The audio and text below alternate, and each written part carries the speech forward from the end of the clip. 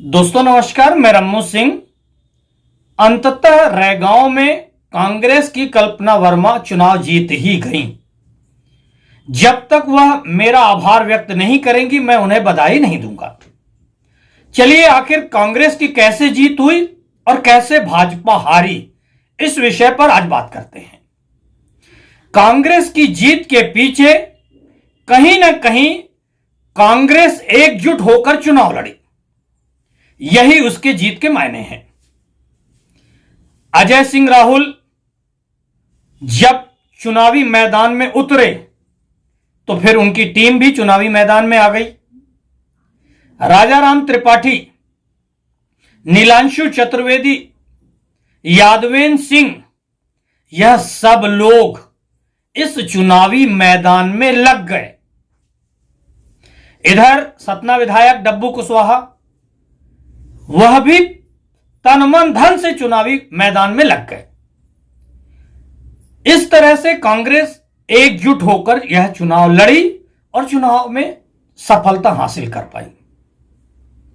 अगर कांग्रेस एकजुट होकर यह चुनाव नहीं लड़ती तो कांग्रेस कभी भी यह चुनाव नहीं जीत पाती। वैसे रैगांव परंपरागत सीट भाजपा की है। कांग्रेस यहां सिर्फ आज तक पूरे इतिहास में 2 बार चुनाव जीती है। आज कांग्रेस ने जीत दर्ज करके भाजपा की यह परंपरागत सीट छीन ली है।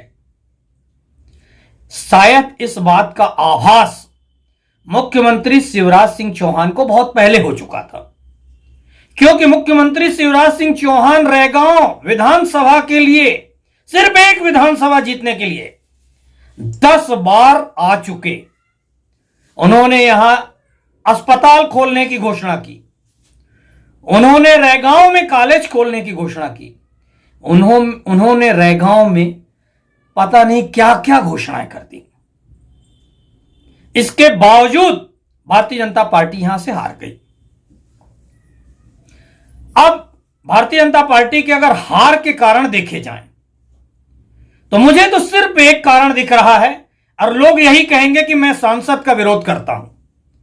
यहां भारतीय जनता पार्टी के बहुत सारे लोगों ने प्रचार करना सिर्फ एक औपचारिकता निभाई, प्रचार करना छोड़ दिया। उसका सिर्फ एक रीजन था, सांसद ने अपने लोगों को ओबलाइज करने के लिए एक एक जगह का प्रभारी बना दिया। इससे भाजपा के 70 से 80% लोग नाराज हो गए। मैं पहले भी बोल चुका हूं कि जब गाड़ियों में जीपीएस चिप लगाई गई, उससे कार्यकर्ताओं के अंदर नाराजगी पैदा हुई। जब 10 लीटर पेट्रोल या 5 लीटर डीजल देकर उनसे हिसाब लिया जाने लगा कि आपकी गाड़ी कितने किलोमीटर चली, जब यह छोटे छोटे हिसाब लेने लग गए तो बीजेपी के नेताओं को लगा कि क्या हम चोर हैं। वैसे कहा तो यह भी जा रहा है कि इतना बड़ा बजट आया था, खर्च सिर्फ इतना किया गया, आखिर बाकी सारा बजट गया कहां। कह तो यह भी रहे लोग कि 3 लोगों के बीच में बंदर बाट हो गया। अब यह भाजपा का अंदरूनी मामला है, भाजपा पता करे कि कितना बजट दिया, कितना खर्च हुआ, कहां गया। इस पे अपन डिस्कस नहीं करेंगे, क्योंकि यह भाजपा के बड़े नेताओं को सोचना होगा, वह भी समीक्षा करेंगे कि हम चुनाव क्यों हारे। एक दूसरा दृष्टिकोण भी देखा जाए, इस चुनाव में नारायण त्रिपाठी मैहर विधायक ने खुला चैलेंज स्वीकार किया।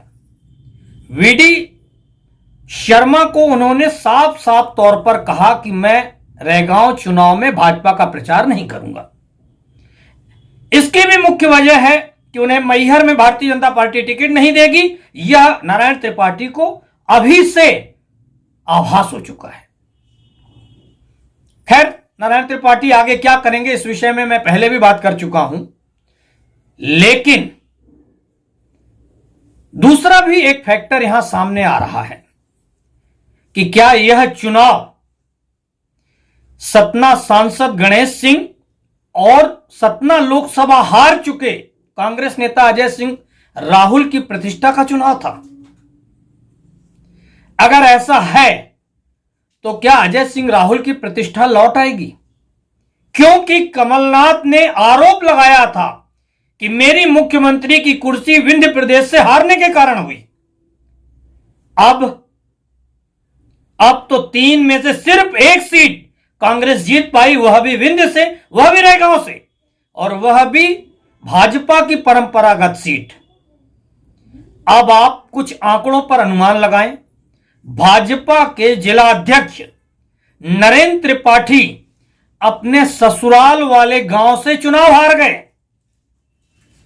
इससे उनकी औकात का पता करिए कि नरेंद्र त्रिपाठी की कितनी वक़्त है। जिस पटेल बाहुल्य क्षेत्र में राम खिलावन पटेल भाजपा के मंत्री, सांसद गणेश सिंह और प्रदीप पटेल मऊगंज विधायक प्रचार कर रहे थे, उस जगह पर भी भारतीय जनता पार्टी हार गई।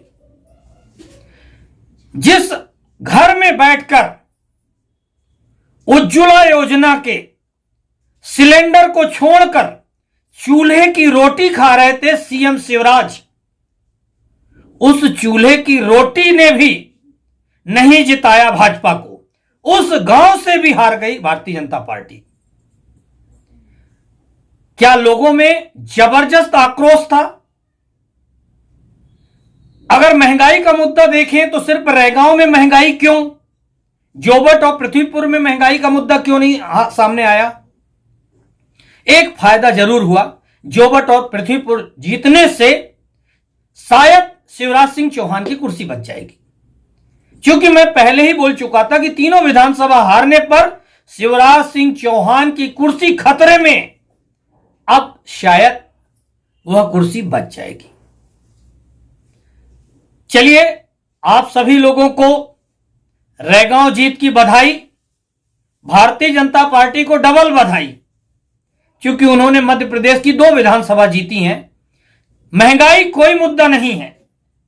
अब मोदी जी को खुली छूट है, वह चाहे 200 रुपए पेट्रोल कर दें, चाहे खाद्य तेल 500 रुपए कर दें। उन्हें खुली छूट जनता ने दे दी है कि आप जितनी चाहे महंगाई बढ़ाओ, हम आपके साथ हैं।